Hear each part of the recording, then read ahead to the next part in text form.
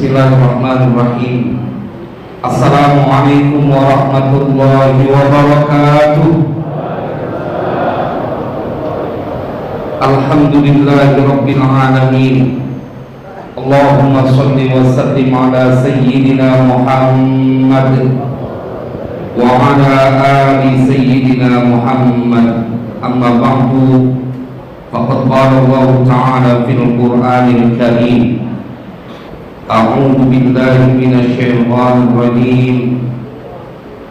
Wa basyiril mu'minina bi anna lahum minallahi fadlan kabira.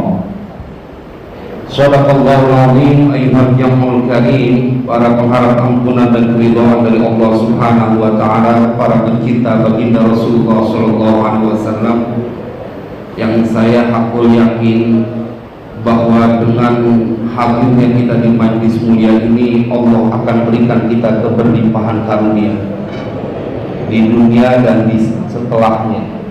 Nanti kita akan ngaji betapa istimewanya kita yang ada di tempat ini dan akan mendapatkan banyak pertolongan dari Allah Subhanahu wa taala.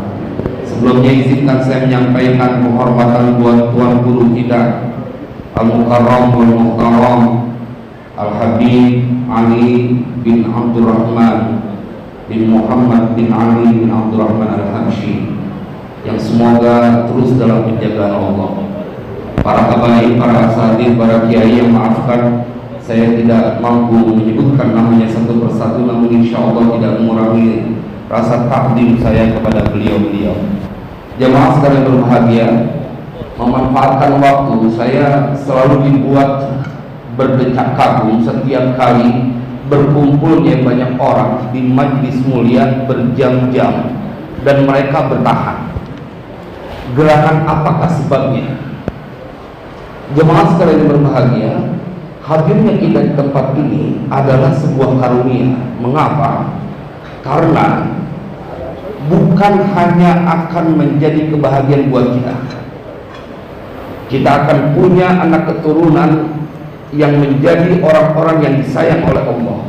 Kita punya orang tua yang telah mendahului kita, akan menjadi bangga kendati pun mereka sudah meninggal dunia.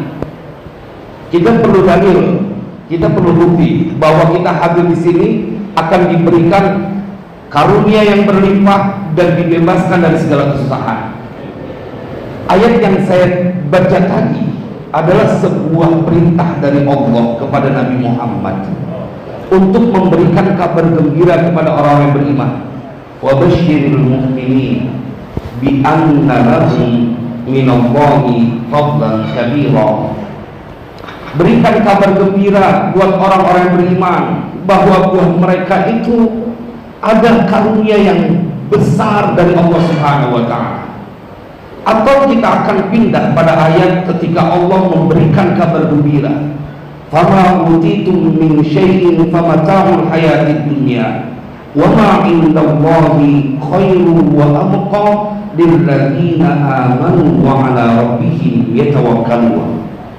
Ini ayat-ayat yang memanjakan kita yang hadir di majlis kita. Apalagi kalau kita masuk ke dalam kitab Sahih Muslim, ampun-ampun kita dibuatnya. Rasanya nggak ada yang pantas menjadi bersedih kalau engkau sudah hadir di majlis kita. Kenapa? Karena dalam Sahih Muslim ada sebuah hadis yang kita banyak hafal, tetapi kadang-kadang kita kurang tapi girang sama ini hadis. Coba bayangkan ketika Nabi memberikan garansi, man shalla alayya sholatan sallallahu alaihi biha asyra. Barang siapa yang bersolawat kepadaku satu kali, maka Allah akan bersolawat atas orang itu biha, dengan solawat yang satu kali, asyra 10 kali. Allah bersolawat kepada umat Nabi Muhammad dan lantaran umatnya bersolawat kepada baginda Rasulullah. Apa bentuk solawat Allah kepada hambanya? Allah memberikan rahmatnya, Allah memberikan kasih sayangnya. Pertanyaannya, 10 kasih sayang yang engkau dapatkan dari 1 kali sholawat yang engkau ucapkan, pastinya telah menyelesaikan semua masalahmu, urusan dunia dan akhirat. Jemaah, berapa kali kalau kita 10 kali tadi kita baca wirdul latif, 10 kali baca sholawat yang secara khusus, 100 kali mendapatkan sholawat dari Allah. Siapa bilang kemudian pantas mereka masih bersedih padahal sudah duduk di majelis kuitang? Nah, sebuah dugaan yang keliru. Engkau diistimewakan oleh Allah Jalla Jalaluhu. Bukan cuma itu, bahkan anak keturunanmu akan mendapatkan kasih sayang dari Allah. Anak kita akan mendapatkan kasih sayang dari Allah. Mana dalilnya?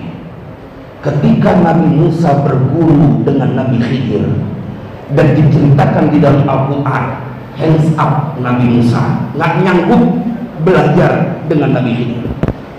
Ketika tidak sabar saat Nabi Khidir merusak sebuah kapal, saat Nabi Khidir membunuh seorang anak kecil, dan bagian akhir puncak perpisahannya adalah ketika Nabi Khidir ngajak Nabi Musa membenerin dinding yang mau rubuh.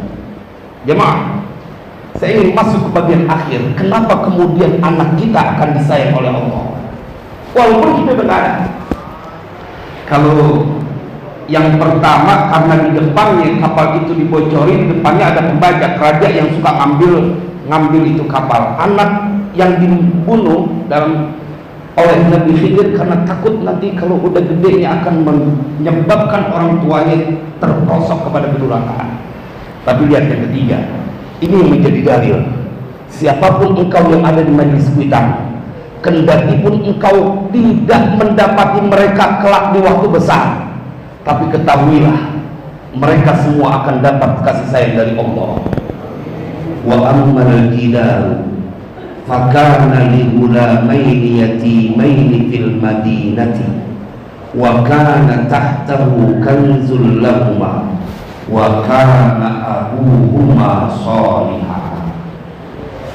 Al-Quran. Fa arada rabbuka ay yablugha ashuddahuma wa yastakhrija kanzahuma rahmatan min rabbik wa ma fa'altuhu an amri dzalika ta'wilu ma lam tasdi' alaihi sabra. Ini enggak kebantah.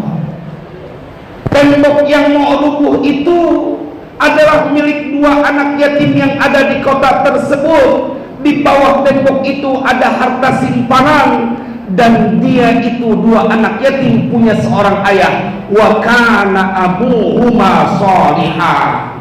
Dan bapak dari 2 anak yatim itu orang yang soleh. Kita yang hadir di tempat ini adalah orang-orang yang mengikuti jejak orang soleh, hadir di majlis ta'lim yang disebut oleh Nabi sebagai taman surga, sesuatu yang dijamin oleh Allah dalam surat Muhammad ayat kedua, walladzina amanu wa amilus solihati wa amanu bima nuzzila ala Muhammad wa amanu bima nuzzila ala Muhammadin wa huwal haqqu min rabbihim kaffara anhum sayyi'atihim wa aslaha balahum. Kurang apa lagi kita jaminannya? Yang menjamin adalah baginda Rasulullah, yang menjamin adalah langsung Allah Jalla Jalaluhu. Dijamin dapat bantuan sosial aja pada berebut bansos. Girang banget, ntar sebulan lagi ada bantuan sosial, berarti ada yang merhatiin pemerintah. Alhamdulillah. Cuma mengapa saat engkau dijamin, diperhatikan oleh Dia yang menggenggam segala, engkau tidak bergembira? Jemaah sekalian berbahagia, bukan cuma kita, anak keturunan kita dapat kasih sayang Allah dari lantaran dia punya orang tua saleh. Wa kana abuhuma shalihan fa arada rabbuka ay yablugha ashuddahuma wa yastakhrija kanzahuma rahmatan min rabbik. Ini ayat Al-Quran. Allah punya kasih sayang dari lantaran dia punya bapak orang soleh, anaknya disayang oleh Allah. Wa ma fa'altuhu an amri dzalika ta'wilu ma lam tasdi alaihi sabra. Itu kan yang diceritakan oleh Allah dalam Al-Quran yang berkaitan dengan siapapun engkau yang hadir di majlis taklim kuitang, bahwa engkau mendapatkan jaminan bila engkau istiqomah dalam kesolehan, dan hadir di majlis kuitang karena kecintaan kepada zuriat baginda Rasulullah. Karena kita tahu nanti kita akan mendapatkan dan berharap syafaatul uzma dari baginda Rasulullah. Maka anak-anak mau mendapatkan fasilitas disayangi oleh Allah. Bagian terakhir, bagaimana dengan orang tua kita yang sudah meninggal dunia? Kita akan sebentar membuka kitab Ihya. Ketika Imam Ghazali menceritakan sesuatu redaksi doa yang rada aneh dari sahabat beliau yang bernama Abu Darda. Abu Darda punya doa yang rada aneh. Ketika beliau berdoa, Allahumma inni a'udzubika an a'mala amalan ukhza bihi inda Abdillah ibn Rawaha wa kana qad mata wa huwa khaluhu.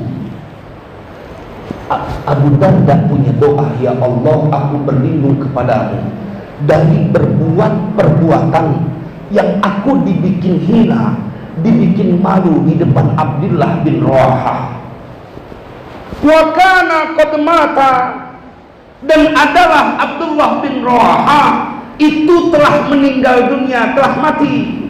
Wa huwa khaluhu, dan bermula Abdullah bin Rawaha itu adalah pamannya dari jalur ibunya. Jemaah, Abu Darda berdoa supaya berbuat terhindar dari perbuatan yang akan dibikin malu, dihinakan di depan Abdullah bin Rawaha. Orangnya sudah meninggal dunia.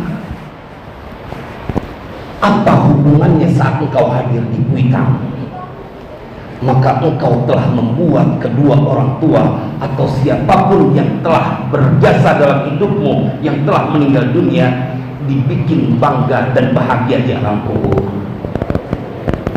Karena ada hadis Nabi, di atasnya dicantumkan hadis Nabi dikutip oleh Imam Ghazali, la tafdahu mautakum bisayyiati a'malikum. Jangan ente bikin malu orang yang telah meninggal di antara kalian dengan perbuatan buruk dari kalian. Itu dalilnya kenapa Abu Darda berdoa jangan sampai berbuat yang perbuatan jelek, karena malu, takut nanti akan dihinakan di depan pamannya. Maka berbahagialah siapapun engkau yang hadir di majelis ini adalah orang-orang pilihan, orang-orang yang bahkan dalam tanda kutip kita bisa ngebeli surga. Ya maaf, dari mana kita bakalan menghadapi majelis maulid di tempat ini dengan bacaan sholawat? Nabi bersabda, yang paling dekat di antara kalian nanti adalah yang paling banyak sholawatnya. Bukankah itu sebuah jaminan ente dalam tanda kutip ngebeli surga dengan bacaan sholawat? Kalau surga bisa kebeli dengan sholawat, apalagi urusan dunia yang kebangetan kecil. Wassalamualaikum warahmatullahi wabarakatuh.